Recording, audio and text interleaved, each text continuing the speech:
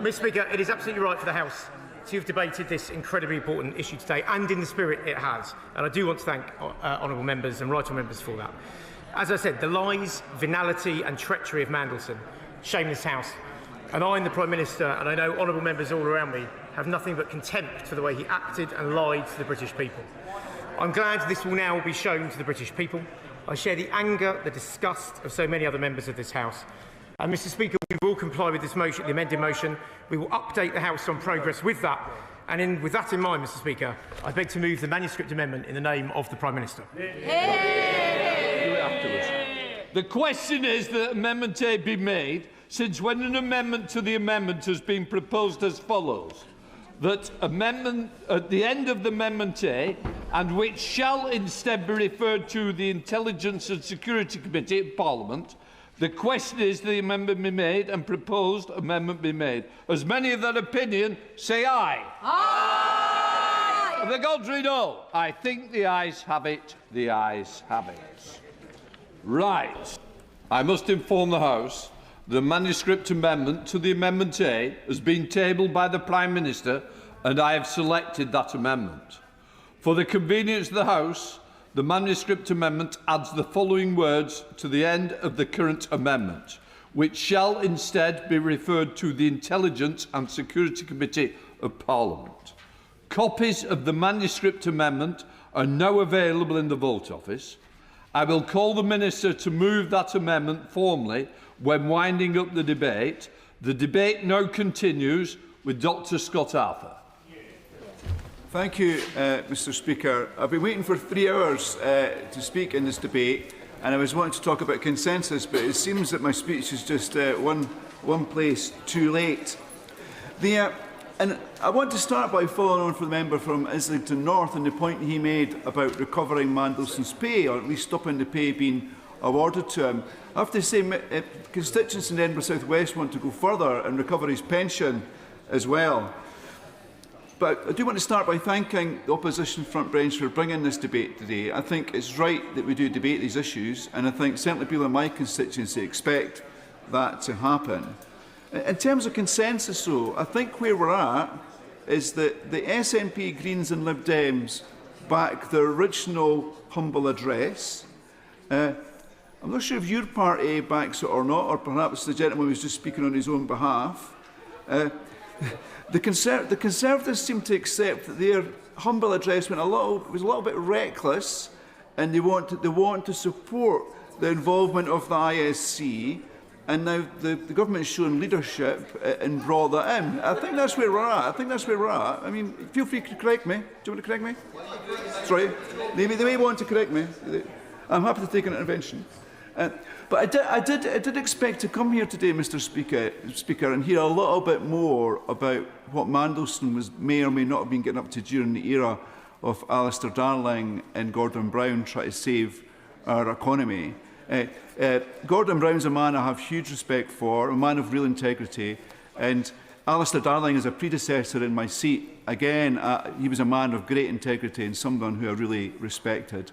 I think Mandelson, I think we can all agree, was the complete opposite of these two great men, these two political leaders of my era. And I don't doubt that once that criminal investigation is completed, there will be a public inquiry that some people are talking about.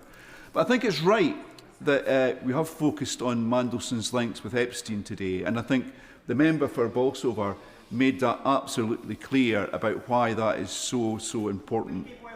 Very happy to. Well, I thank the honourable gentleman for giving way. He's just said that he thinks it's absolutely right that this House focuses on Peter Mandelson's links with Jeffrey Epstein, and I welcome him for suddenly coming to that conclusion. Can I ask him why, then, the Prime Minister felt it necessary to appoint him as the US ambassador when he, after this afternoon's revelation, knew that he still had a relationship with him?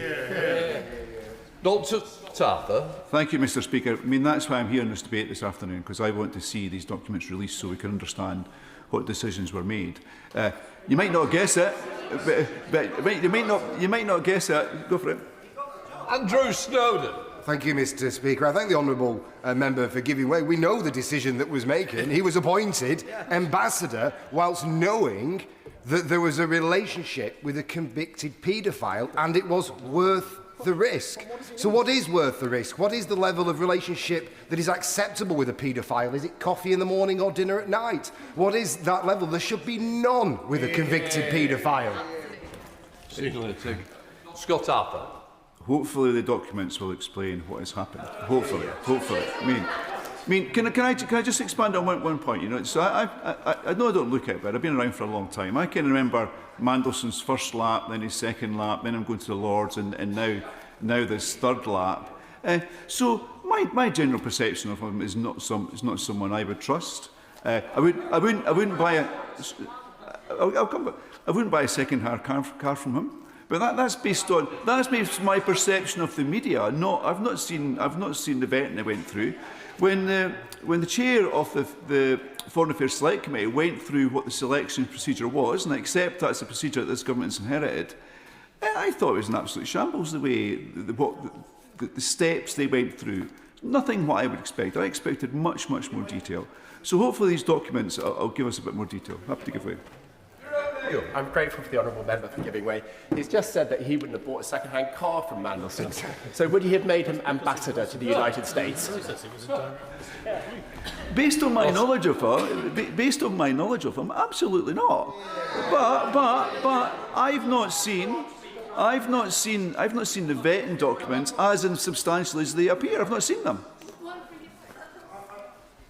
I thank the honourable gentleman for giving way. Given the fact that he would not have appointed, rightly I think, he would not have appointed Peter Mandelson as ambassador to the United States of America, does he have any confidence that the Prime Minister, one, made the right decision at that point, or can make the right decision on any other national security issue ever again? Take care. Dr. Scott Arthur. We heard from the Prime Minister at lunchtime at length today, at the Prime Minister's questions time. We're going to release this information. That's a chance for people to look at this. I think we can speculate, but what this debate is about today is about releasing this information into the public domain so people can be reassured that the right decision has been made. And if it's not, we can question it. Do you want to? Still a Creasy. For giving way. He was here earlier when I raised the possibility of how we learn not just to deal with this situation, and I am with colleagues who are not happy about the amendments that were originally proposed, but also what we can do fundamentally, because the truth is this is not the first time that we have seen controversial people appointed to positions. Does he, as a relatively new MP, share my interest in learning from other jurisdictions around the world where you have pre-appointment hearings by, say, for example, select committees that can object to a shortlist, that we toughen up the role of this place in being the eyes and ears about what good democracy practice looks like? Dr. Scott Arthur. I have to say, Mr. Speaker, I really thank the Honourable for that point, but the description of the vetting procedure described by the Chair of the Foreign Affairs Select Committee just seems so insubstantial to me. So absolutely right, we have to do much better.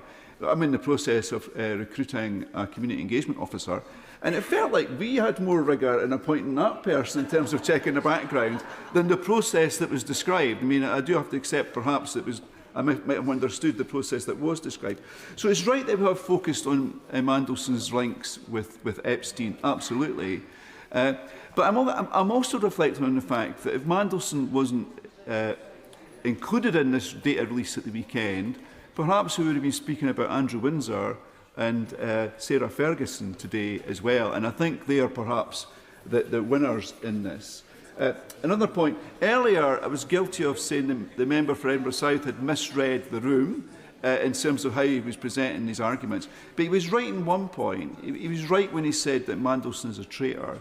And I think hopefully meant not just a traitor to the UK, but also a traitor to the survivors of sexual abuse from Epstein and survivors of sexual abuse everywhere, actually. So I really do think that residents in Edinburgh South West and everywhere expect us to work together on this today and reach consensus. And hopefully we can do that. I'm still not sure that the Lib Dems, SNP and the Greens are on board yet, but I think we're coming much closer together. And I think... So, because it seemed that, apologies, it seems that the SNP Greens and Lib Dems perhaps were wanting to back the original humble address rather than including the ISC being involved in the process. That was my understanding. Lisa Smart. Mr Speaker, I'm very grateful for him letting me intervene. I said explicitly in my remarks from the Lib Dem front bench that I welcomed the Minister's openness to the ISC being part of this. So I'm glad he gave me the opportunity to clarify. Really grateful for the correction. As ever, perhaps I wasn't listening.